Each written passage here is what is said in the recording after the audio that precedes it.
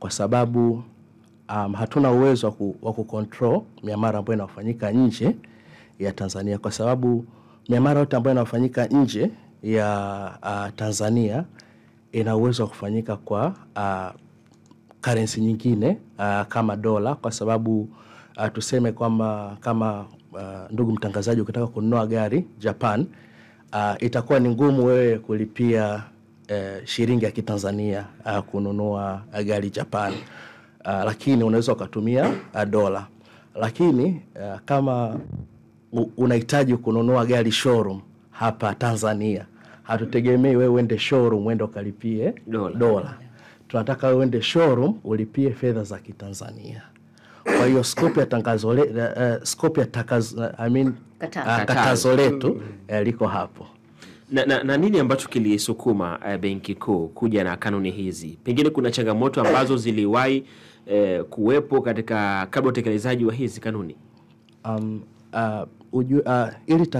Ili katazo sio mara ya kwanza ambapo Benki Kuu amekuwa akitangaza.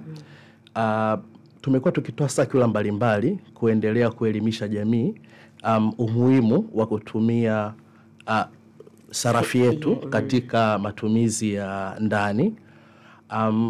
Lakini pia sasa kutokana na ile mara kwa mara nimekuwa tukijaribu kutoa sekura kuelimisha, kwa sasa hivi tukaamua kupiga hatua na kutoa kabisa kanuni, kwa sababu sasa hivi ni kisheria zaidi. Hizi kanuni zimetolewa kwa mujibu wa kisheria.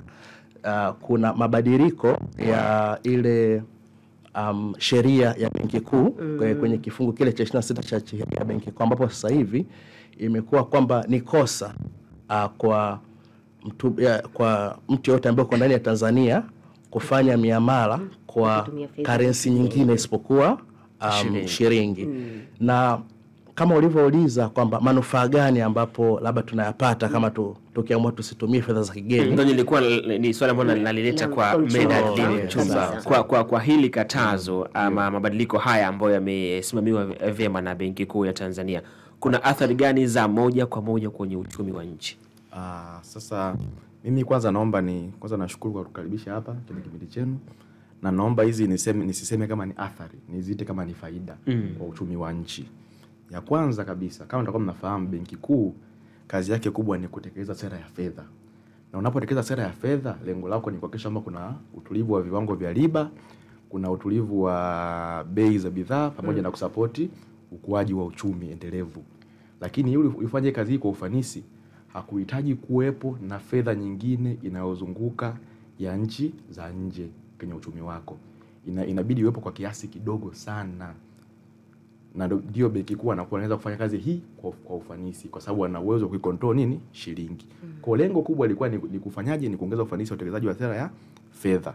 Lakini vile vile lengo la sheria hii na kanuni hizi lilikuwa ni kuhakikisha kwamba tunapunguza mahitaji yasiyokuwa ya lazima.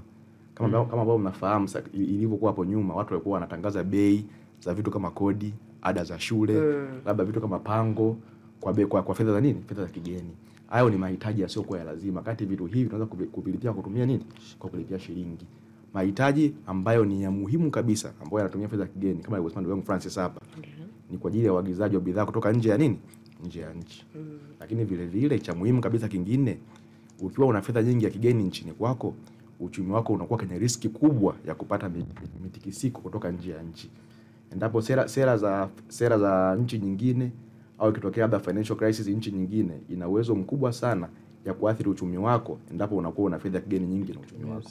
Lakini ikiwa ni fedha yako ya ndani ndio ipo nyingi, hata mitikisiko ikitokea nje inakuwa ni rahisi kuifanyaje, kuimanage kama Benki Kuu. Kabisa. Wapo ambao wameingia mikataba mbalimbali ambayo inatekelezwa kwa fedha za kigeni.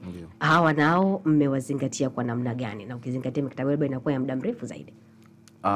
Kama nashukuru, kama mtakuwa mlipitia kanuni, tulisema kwamba mikataba yote ambayo ilikuwa inatekelezwa kutumia fedha za kigeni itabidi ibadilishwe kwenda kwenye shilingi ya Tanzania.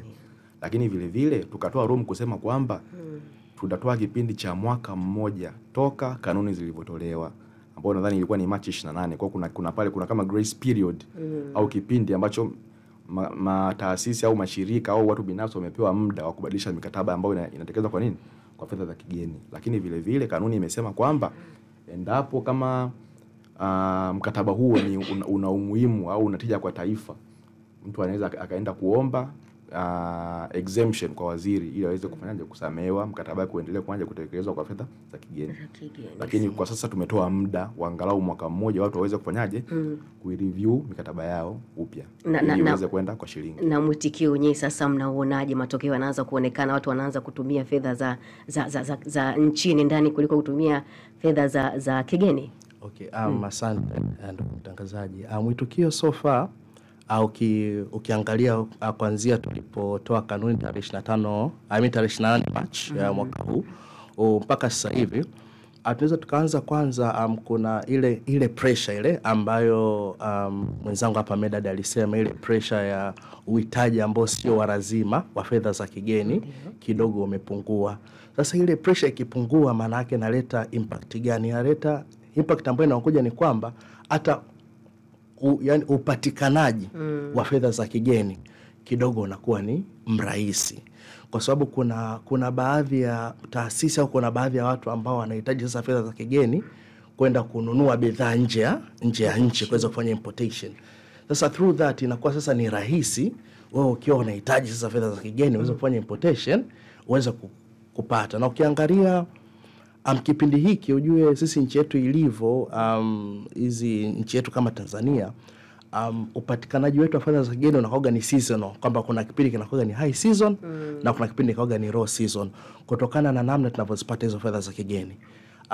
High season ni kipindi kuanzia June mpaka Disemba kwenye upande wa kilimo, kwa sababu ukiangalia namna moja sisi tunapata fedha za kigeni ni through exportation ya mazao. Hasa inakuwa iko kwa kiwango cha juu kwa kipindi cha June mpaka Disemba, lakini pia hata utalii kipindi pia cha June mpaka Disemba. Sasa ukiangalia sasa hivi kwa kipindi hiki cha April May cha mwezi wa 4 na wa 5 bado tuko season ya chini, lakini bado kidogo upatikanaji umeimarika. Lakini pia ukiangalia hata kiwango kile cha kubadilishia fedha za kigeni kidogo kimekuwa stahimilivu, hatujaona ile fluctuation kubwa. Ndio nije kwa Bernard hapa. Yes. Kuna msikilizaji wa kawaida ukimwambia kwamba mnakataa ama benki kuu inakataza kutumia dola kwenye miamala ya kawaida, kununua, kuuza kwa hapa nchini, kunaongeza thamani shilingi ya Tanzania, kuna uhusiano gani wa hivyo vitu viwili? Nashukuru sana ndugu mtangazaji.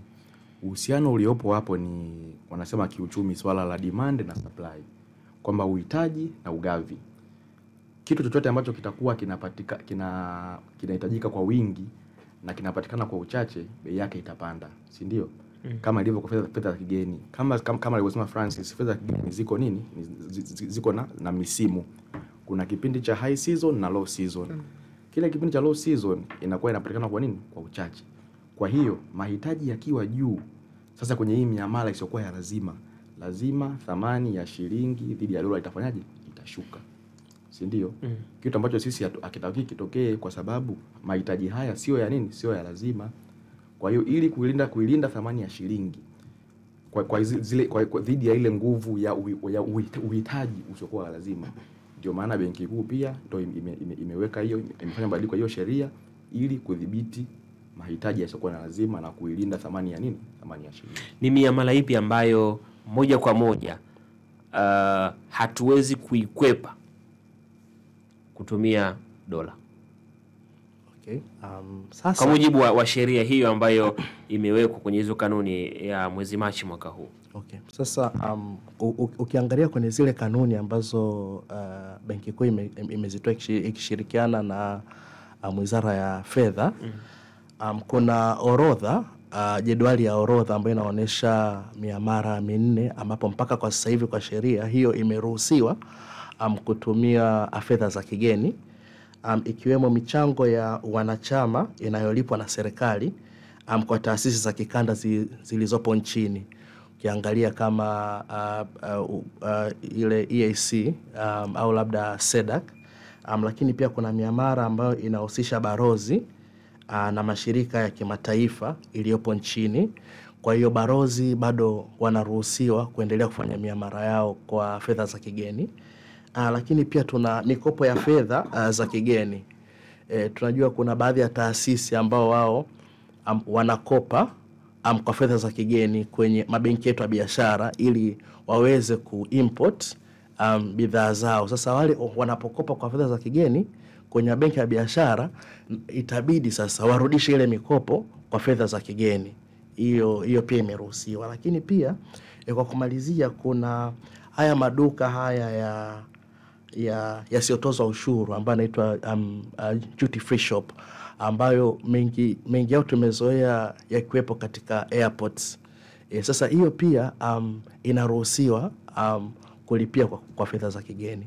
Lakini pia kanuni, ukiangalia ndani ya kanuni, kuna sehemu ambayo imeonyesha kwamba kama kuna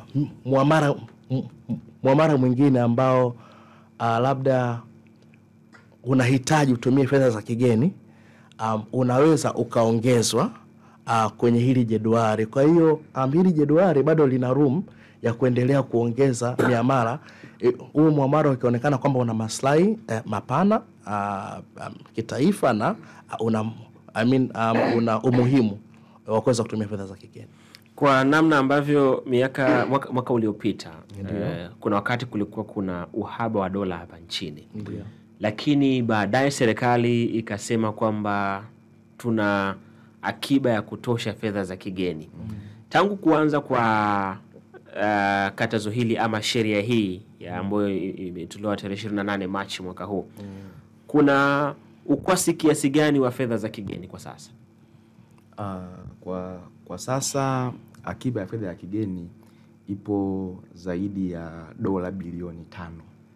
Hapo tunapoongea iko zaidi ya dola bilioni 5, ambayo inatosha uagizaji wa bidhaa na huduma kutoka nje kwa kipindi cha zaidi ya miezi 4. Na ndiyo sheria ya Benki Kuu inavyoelekeza kwamba akiba ya fedha ya kigeni iliyopo lazima itoshe uagizaji wa bidhaa na huduma kwa kipindi kinachozidi miezi 4.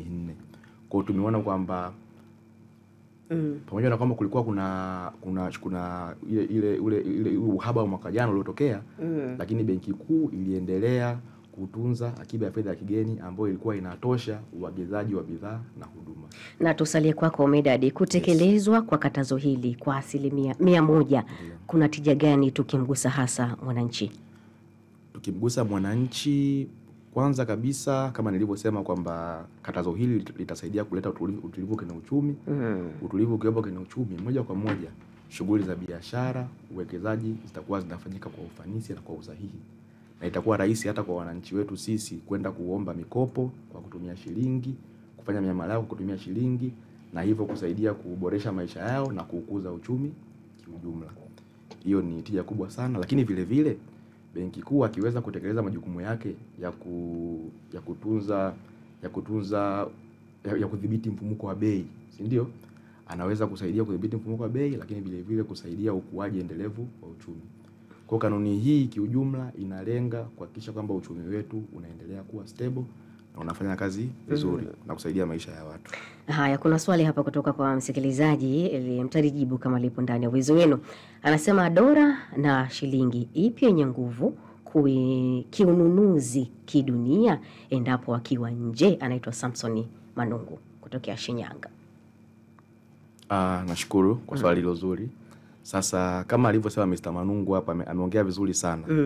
Ukiwa nje ya nchi, kwa nature ya dola ilivyo, dola ndio ina nguvu kwa sababu ni wanaziita ni sarafu ambayo unaweza ukafanyia manunuzi kwenye nchi nyingi. Kwa therefore automatically dola ina nguvu zaidi ukiwa nje ya nchi. Lakini ukiwa ndani ya Tanzania, tunafahamu kwamba shilingi yetu ndio ina nguvu zaidi. Hata sasa hivi ndugu mtangazaji, wewe au huyo Mr. Manungu wote alipo huko akienda kwa Mangi, hawezi kwenda kwa Mangi akampa dola akamwambia naomba mswaki. Mangi anaweza kataa. Kwanza anaweza kawa haijui hiyo dola, au anaweza angalia ni kitu gani, au ataibadilisha wapi kutegemea na sehemu alipo. Francis, unataka kusema kitu? Lakini pia nilikuwa nataka kusema pia, lakini pia Mange labda anaweza asijue kama je hiyo ni halali. Unaona kwa sababu ya namna ambavyo muonekano, ukiachilia mbali muonekano hali maisha yetu ya kawaida, Kweli kabisa. ukimwona mtu ameshasema huyu kama hajatoka nje huyu mzungu, yani kuna mahali anafanya kazi kikawaida kutokana na maisha ya kawaida. Anaweza asijue hii ndo thamani yake shilingi ngapi kabisa kwa muda huo. Ni wiki mbili zilizopita kuna rafiki yangu alinipa fedha za kigeni, Ndio. nika change nipate fedha za Kitanzania. Ndio. Ilikuwa ni ya China ile yuan.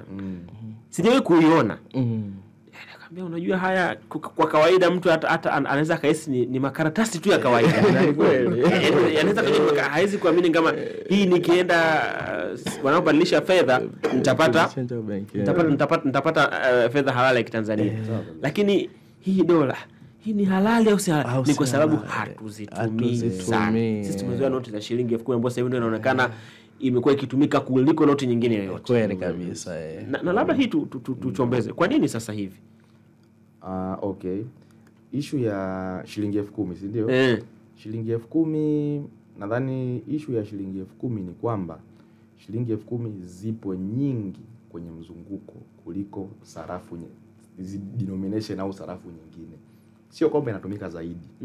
Ila zipo kwenye mzunguko nyingi. Kwa sababu shilingi 10,000 ina kasi ndogo sana ya mzunguko. Mtu wa kawaida akichukua 10,000 akaiweka mfukoni, anaweza kukaa nayo hata wiki. Ukienda huko mkoani, ukimpa mtu shilingi 10,000 au 20,000, anaweza kukaa nayo mfukoni wiki nzima. Lakini huyu mtu ukimpa shilingi 500, ataitumia papo hapo. Kwa hiyo shilingi 500, shilingi 1,000 na 2,000 zina kasi kubwa ya mzunguko kuliko shilingi 10,000.